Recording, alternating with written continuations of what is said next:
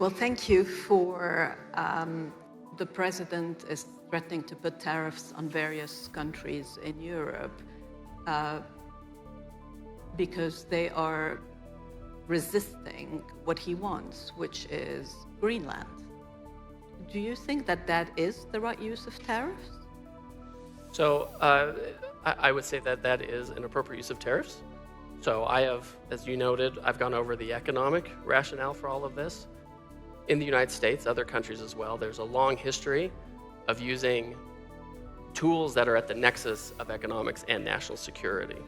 In the United States, we have export controls, we have sanctions, we have prohibitions, we have things we do with SWIFT, things we do in conjunction with Europeans, things we do on our own. Sometimes countries agree with us, sometimes they don't.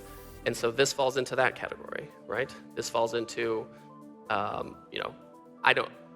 the president clearly has decided he doesn't want to impose full sanctions on countries all the time, but he can use a lesser measure like tariffs to try to also set the scene for whether it's negotiations or other geopolitical outcomes. Europe has done nothing to implement the trade deal. Nothing. So it's actually for the EU to say, well, we're suspending it. What are they suspending?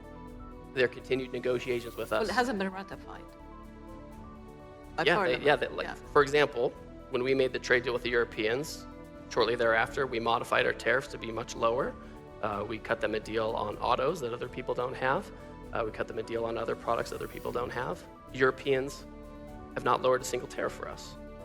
The reality is, if you look at the trade agreement as drafted, the joint statement, it doesn't solve every problem, nor was it intended to. There are things that are not addressed in the trade agreement. It doesn't fix all of the agricultural issues we have with Europe. Some of them it does. It doesn't fix the regulatory issues, which are hugely problematic. It doesn't fix pharmaceutical price. There are all kinds of things it doesn't fix. And so the idea that somehow this was a comprehensive trade agreement, that was never the idea. To suggest that we're treating Europe more poorly than China is just out of line with the facts. I mean, we have been, since 2018, we've had very substantial tariffs on China. There have been export controls on China that they hate.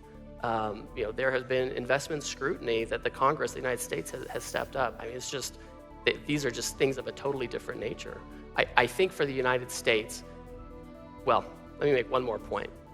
Our trade deficit with the EU this year might end up, or for 2025, might end up being bigger than our trade deficit with China.